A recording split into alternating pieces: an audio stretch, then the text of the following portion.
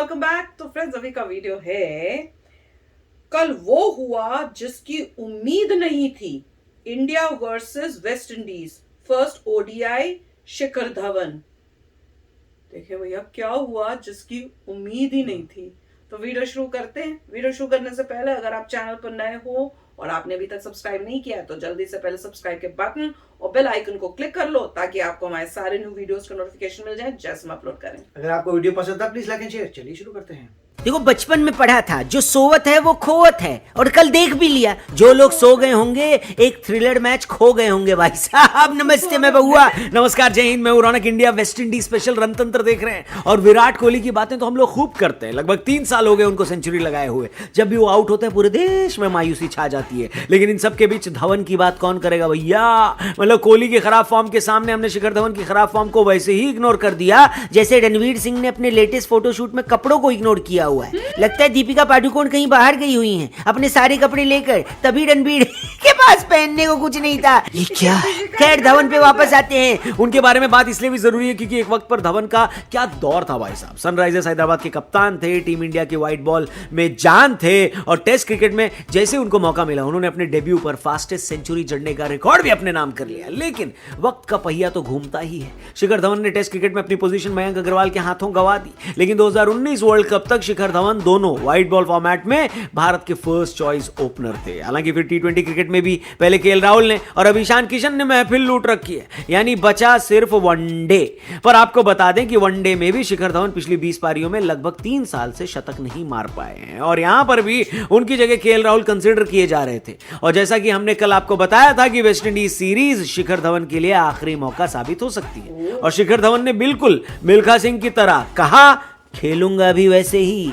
तो मैच शुरू हुआ, धवन टॉस हारे। वेस्ट इंडीज ने टॉस जीतकर पहले गेंदबाजी का फैसला किया और बताया कि उनकी तरफ से जेसन होल्डर नहीं खेल रहे। हमारी तरफ से सर रविंद्र जडेजा पहले 2 वनडे मैचों में चोट की वजह से हिस्सा नहीं ले पाएंगे। पहले खेलने उतरी धवन और शुभमन गिल की नई जोड़ी ने धमाकेदार आगाज किया, और धमाकेदार आगाज तो हमारे क्रिको चैनल ने भी कर दिया है। अगर आपने अब तक हमारा ये लेटेस्ट क्रिकेट वाला मस्त चैनल सब्सक्राइब नहीं किया है तो कर लो, फुल मजा आएगा। डिस्क्रिप्शन में हमने लिंक दिया है क्रिको का, या फिर यूट्यूब पे जाके CRICO टाइप करो, क्रिको को सब्सक्राइब करो। आगे बढ़ते, धवन और शुभमन गिल की जोड़ी ने धमाकेदार शुरुआत करी। आईपीएल फाइनल के बाद शुभमन गिल कल पहली बार हमें खेलते हुए दिखाई दे रहे थे, और उन्होंने अपनी गाड़ी वहीं से स्टार्ट की जहां से उन्होंने आईपीएल फाइनल में छोड़ी थी। टीम इंडिया में वापसी का जश्न उन्होंने एकदम शानदार अंदाज में मनाया और 53 गेंदों में 64 की बेहतरीन पारी खेलकर 119 की ओपनिंग पार्टनरशिप कर डाली। वेस्ट इंडीज का कोई भी गेंदबाज विकेट लेने का मूड बनने लग रहा था, इसलिए उनके फील्डर्स को विकेट लेना पड़ा और शुभमन रन आउट होकर पवेलियन वापस पहुंच गए। लेकिन कल हीरो रहे धवन।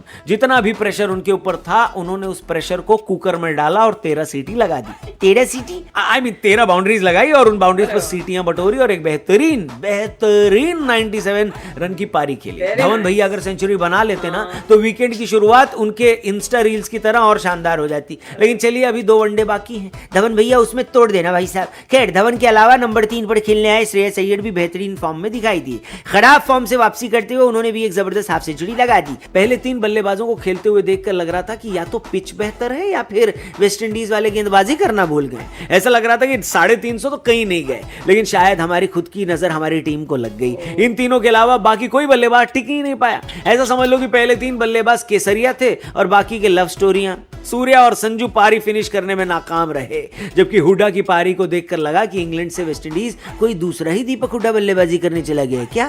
दीपक हुड्डा 32 गेंदों में सिर्फ 27 रन बना पाए, वो भी डेथ ओवर में। उनके बल्ले से सिर्फ 1 चौका और 1 छक्का आया। एक वक्त पर 350 के सपने देख रही टीम इंडिया का 300 पार करना भी मुश्किल लग रहा था, लेकिन आखिरी 3 ओवर में 36 रन आने की वजह से वेस्ट इंडीज को 309 का टारगेट मिला। दूसरी इनिंग शुरू होते होते रात के 11:30 बज चुके थे। इस वक्त तक कई भारतीय क्रिकेट फैंस ने तो अपनी टीवी बंद करके एसी और कूलर ऑन कर लिया होगा, लेकिन वेस्ट इंडीज वाले भी टीवी बंद करके काम धंधे पर निकल गए। उसकी एक वजह यह है कि पिछले कुछ मैचों में वेस्ट इंडीज की टीम कुल मिलाकर 50 ओवर भी नहीं खेल पा रही थी, और अगर वो नहीं खेल पाती 50 ओवर तो टारगेट पूरा कैसे होता भाई। ये समस्या है रे, क्या बोलने का। दूसरी वजह यह कि पोर्ट ऑफ स्पेन के इस मैदान पर कभी भी 300 के ऊपर का टारगेट सक्सेसफुली चेज नहीं हुआ था। ऐसे में वेस्ट इंडीज वालों को पहला झटका तो तभी लगा जब वनडे में उनके सबसे बेहतरीन बेहतरीन बल्लेबाज शेहो 5वें ही ओवर में मोहम्मद सिराज को अपना विकेट दे गए। लेकिन दूसरे विकेट के लिए काइल मेयर्स और शामरा ब्रुक्स ने हमारे बॉलर्स को उतना ही परेशान किया जितना कल सीबीएसई के रिजल्ट आने के बाद रिश्तेदारों ने बच्चों को परेशान किया होगा। मैं कहाँ हूँ बहन? रिजल्ट से याद आया, जिनका बढ़िया आया है बहुत बहुत बधाई। इंस्टा पे डीएम करके मुझसे एड्रेस पूछ लो, मैं भेज दूंगा, मिठाई घर भिजवा दे, समझे। और जिनका अच्छा नहीं आया दोस्तों, रत्ती भर परेशान होने की जरूरत नहीं है। जब आप जिंदगी में कुछ बड़ा करोगे ना, तब आपके नंबर कोई नहीं पूछेगा। क्या लाइन है बउआ भाई। दोस्तों इसका स्क्रीनशॉट लेके इंस्टा पे हमको टैग करना मत भूलना, ठीक है। अब देखो, कल जब वेस्टइंडीज वालों ने दूसरे विकेट के लिए 117 की पार्टनरशिप कर ली थी और इंडिया वालों को विकेट चाहिए थी, तो शिखर धवन ने गेंदबाजों से 10वीं का नंबर थोड़ी ना पूछा और उन्हें गेंदबाजी दी। उन्होंने तो बॉल दे दी शार्दुल ठाकुर को। और लॉर्ड तो भैया लॉर्ड है, बिल्कुल क्राइम मास्टर गोगो की तरह। जब आते हैं तो कुछ ना कुछ लेकर ही जाते हैं। पहले उन्होंने ब्रुक्स को 46 के निजी स्कोर पर आउट किया और फिर अगले ओवर में मेयर्स की 75 रन की शानदार पारी भी खत्म कर डाली। ये ब्रेक थ्रू मिलने के बाद भी विकेट गिरने जारी रहे, लेकिन वेस्टइंडीज ने रन बनाने नहीं छोड़े। 252 पर वेस्टइंडीज के 6 विकेट गिर गए थे और सारे स्पेशलिस्ट बल्लेबाज पवेलियन लौट गए थे। रिक्वायर्ड 100 भी 10 के ऊपर था, लेकिन रोमानी और शेफर्ड ने इसके बाद मिलकर अकील हुसैन के साथ जो पार्टनरशिप करी है उसे ही हीरो नंबर 1 की हीरोइन कहा जाता है। मतलब करिश्मा, तो मतलब उसे ही करिश्मा कहा जाता है। एक बार को तो हमें लग रहा था कि वेस्टइंडीज शायद एक बार फिर पूरे 50 ओवर न खेल पाए, लेकिन रोमानी और शेफर्ड ने अकील हुसैन के साथ मिलकर रात के 3 बजे भी मजे दिला दिए भाई साहब। भारत की इनएक्सपीरियंस गेंदबाजी लाइनअप का भरपूर फायदा उठाते हुए शेफर्ड ने 49वें ओवर में प्रसिद्ध कृष्णा को कूट दिया और मैच को आखिरी ओवर तक ले गए, जहां वेस्टइंडीज को जीतने के लिए 15 रन की जरूरत थी। अगर कोशिश के नंबर मिलते ना भाई साहब, तो वेस्टइंडीज ने मैच जीत लिया था। आखिरी बॉल पर 5 रन की जरूरत थी, लेकिन सिराज ने शानदार यॉर्कर मारकर पहले वनडे में भारत को 3 रनों से जीत दिला ही डाली। भाई दूसरा वनडे कल शाम को खेला जाएगा और पहले मैच के बाद ये बात तो क्लियर हो गई है कि भाई साहब सीरीज में बहुत मजा आने वाला है। लेकिन जरा कमेंट करके ये बताना कि ये वीडियो आप देख कहां से रहे हो। क्या आपने भी पहले मैच के मजे लूटे या फिर नहीं भैया हम तो एसी पंखा कूलर चलाकर सो गए। जो भी हो कमेंट करके जरूर बताना और अपना नाम भी जरूर लिखना। बाकी हेलो, हमारे चैनल को जरूर सब्सक्राइब करना, फेसबुक पे देख रहे हो तो पेज को लाइक करना, और इस पूरी सीरीज में हम आपके लिए बहुत कुछ स्पेशल लाएंगे। फिलहाल जाएंगे, मिलते हैं आपसे कल। Thank you for watching. जय हिंद। यार मैं बैठी देखने के लिए कि हम जीते हैं, हाँ। और जैसे जैसे वो सुनाते गए, मैंने कहा यार हम तो हार रहे हैं, ये तो हार गए। मैं तो ये लगा, मैं कहा ये कौन सी वीडियो सजेस्ट कर दी यार, हार वाली वीडियो नहीं देखी जाती। तो वही उन्होंने फिर उसके बाद आगे बताया, पर बहुत मतलब बाल बच्चे जैसे होते ना, बाल बच्चे पर बच गए, थैंक गॉड। पर देख लो कंपटीशन में वही है कि प्लेयर टीम अगर ठीक ना खेले तो कितना होता है कि कहाँ। वैसे 300 लिए हुए थे, अच्छा था, मुझे तो लगा कि जीतेंगे, अच्छा नंबर है हमारा। पर वो दूसरे वाले तो उन्होंने भी अपना दिखा दिया, पर चलो जीत गए। पर इससे ये लेसन है कि अब नेक्स्ट जो है उनको ध्यान से खेलें, क्योंकि जीतना है। हर गेम को इस पर्पज से देखना चाहिए कि हम गए हैं, इंडिया को रिप्रेजेंट कर रहे हैं, जीत के ही आए। पर कईयों जो है जिन पे एक्सपेक्टेशंस थी, वो हमेशा ऐसे लग रहा है कुछ टाइम से इतना गेम अच्छा खेल नहीं रहे और शाइन कर रहे हैं नए हीरे। ये तो अमेजिंग था। राइट, इसमें यही है। देखिए, अगर नॉर्मली होता है कि सभी दोनों टीम्स अच्छा खेलें तो एक्साइटमेंट रहती है आपको। आप कहते हैं अच्छा फेयर फाइट है, हर बंदा अच्छा खेल रहा है, एक्साइटमेंट है।